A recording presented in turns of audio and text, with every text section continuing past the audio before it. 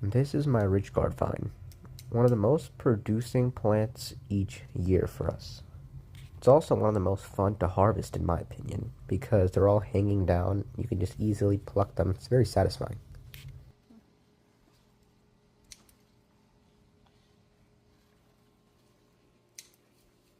This plant is very easy to grow, but the only reason that it could be annoying is, as you can see here, it takes up a lot of space. If you don't have a lot of space or a big trellis, this could be hard to control. You're going to need to chop it every couple weeks or months, depending on how fast your plant grows. Thankfully this time, my plant grew on a trellis, and then we trained it to climb on a wall. But last year, it wasn't on this big of a trellis, and it started climbing all over our lawn, and we had to trim it back every couple weeks, the leaves, or else we wouldn't be able to mow our lawn.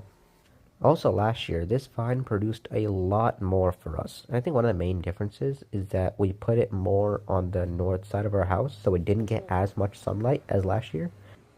And we also put it in a smaller pot, so maybe that's why it didn't grow as much, but nevertheless, it still gave us a lot of vegetables. We also had a bit of a late start this year, and the plant got a bit diseased earlier on. So that's why our harvest, instead of August, were more in September and October. This is actually like the store one. That's how long it is. Now, this footage here is after our first frost in November, which is why the leaves are a bit disfigured and crumpled.